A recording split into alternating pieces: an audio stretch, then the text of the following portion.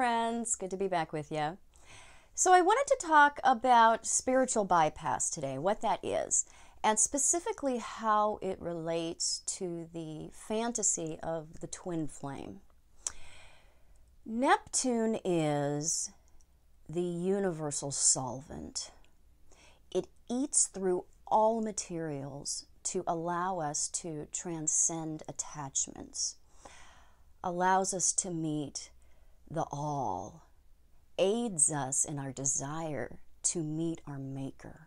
Neptune is the planet most often used as a route of spiritual bypass. Neptune is most frequently used as a means of escape. It is healthy, Neptune, in small doses and when used in the right way. It rules refined sugar, romance, poisons, alcohol, opiates, downer drugs, marijuana, the substances and feelings that we escape into. The sleepy drugs, not the stimulant drugs, those belong to the 8th house. These types of things that Neptune rules are best consumed in only small doses and the correct doses. Becoming addicted to any one of the things that Neptune represents is unhealthy. Spiritual bypass is the most frequently chosen way that people with a heavy amount of Neptune, 12th house or Pisces, use to avoid dealing with unresolved wounds or trauma. It's the use of spiritual practice or beliefs to evade the truth of oneself, to evade real healing through confronting one's own self. Delusions of having arrived at a higher level of being, or having that thrust upon us, or that the universe has designated you as the 1% of humans that will say connect with their twin flame, is the height of spiritual bypass.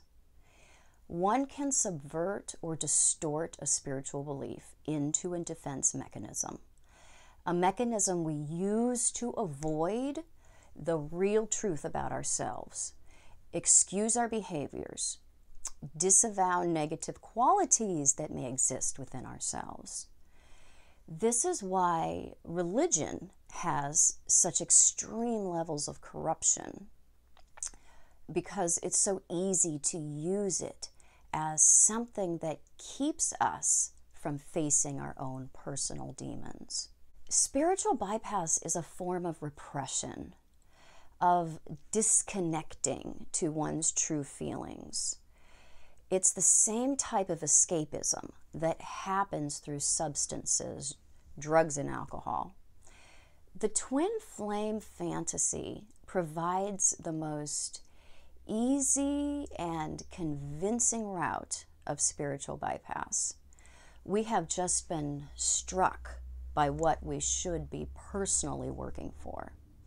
The idea of escaping into another is often just too rich with the possibility of getting there without earning it. Escapism into a savior is the root of the twin flame fantasy. The permission to exist in a state of suspended longing is the same as finding an excuse to live in the opium den. We didn't earn the transcendence because we aren't transcending. We are escaping. We are marinating in the deceptive side of Neptune and telling ourselves that it is transcendence. To transcend is to go through. Escaping is not transcendence. Meeting something where it is and passing through it is transcendence. People who believe that they are part of a twin flame relationship are incredibly vulnerable and suggestible, and they are spreading their delusion. They are looking for someone also to support this belief at all costs. It's a destructive belief because of how it prevents true oneness. It prevents true oneness with the all, true transcendence, the true use of Neptune. It's a really, really good trick of the ego, getting sucked into the belief of the twin flame. To be convinced one is so special that the universe has deemed them the 1% is the height of narcissism. But the twin flame must suffer, in their mind, because the universe has chosen them to suffer for their reunification with their one other. They are enduring this suffering, this longing, this pain of the separation from their true completeness, because they have been chosen. Twin flames become a religion.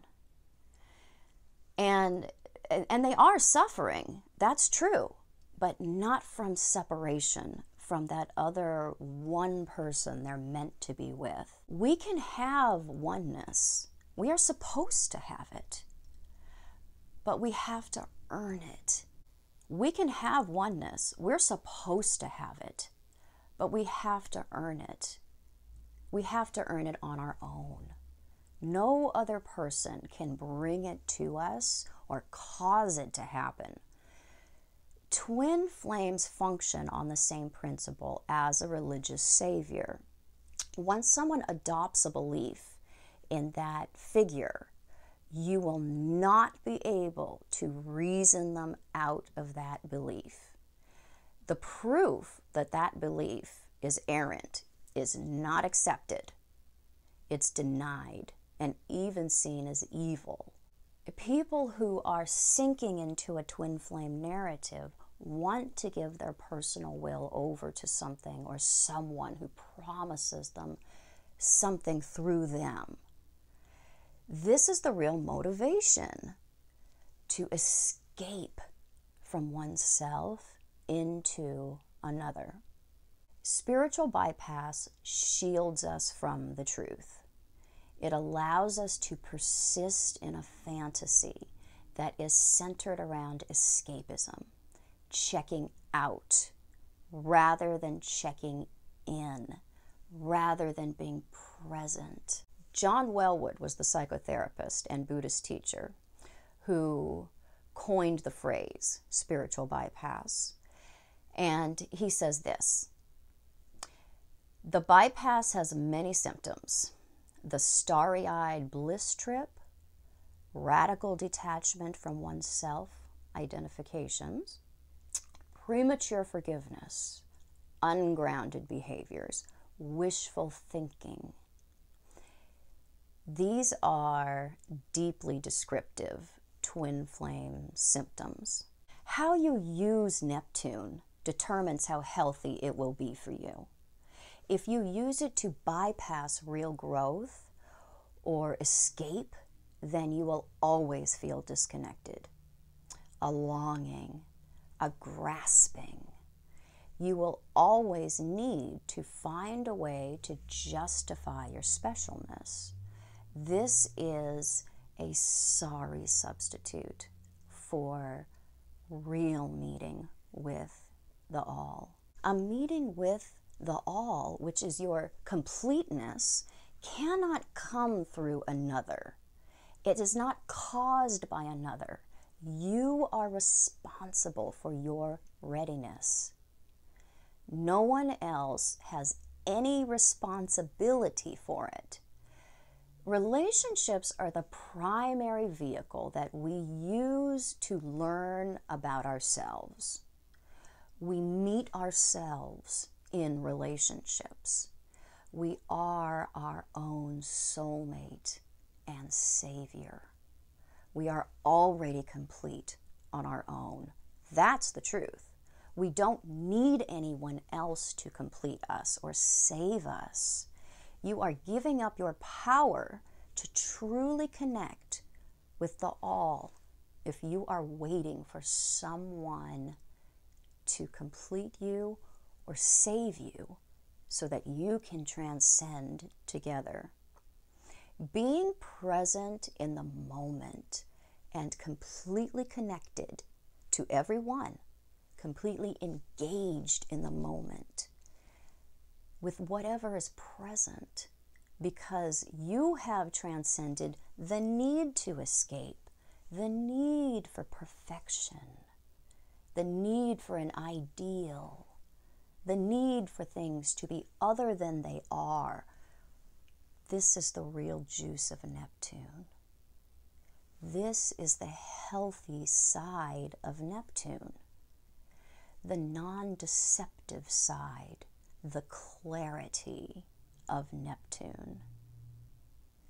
To stop running from oneself, to stop escaping into something that promises ecstasy or bliss, to rest, to accept what is, because we have gone through the steps to see things as they are. We have made the choice to give up our attachment to our fantasy so that we can enjoy life as it is, so we can love others as they are. We no longer are waiting for reconnection. We are no longer dreaming our lives away. We are no longer denying our own truth and fighting for separateness while telling ourselves something else. It's a test perfectly constructed to weed out those who are not truly ready to resonate with the whole, to rest in the connected all. Those who have not accepted themselves completely, those are the ones who get hung up on this test.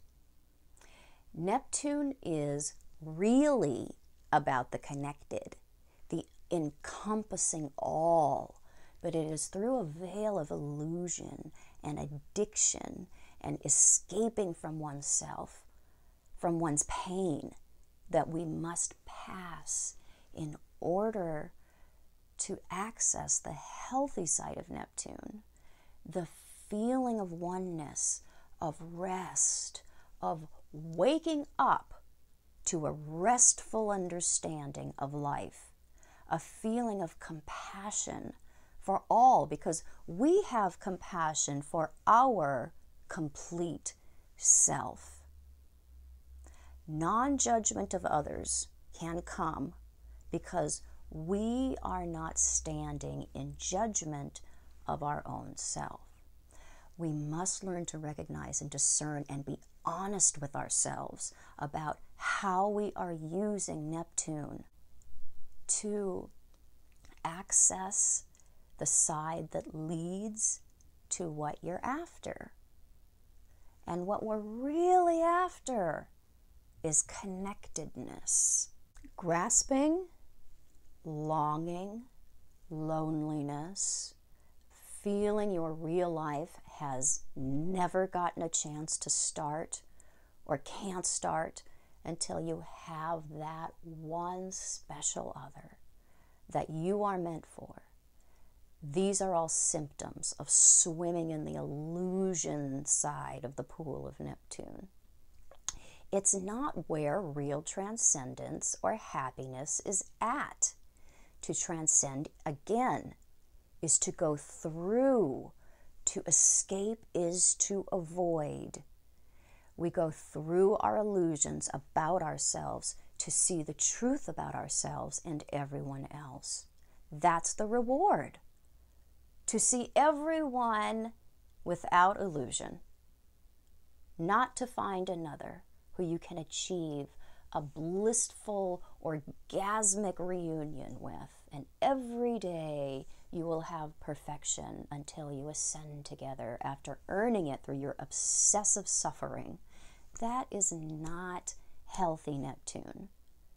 Transcendence is about reunion with yourself. Any other person or spiritual practice or belief that you are giving yourself over to is a clue that you are escaping from what you really want, what you are also afraid of, yourself. Reunion with your whole self. Denial, deception, escapism, these are the symptoms of misuse of Neptune.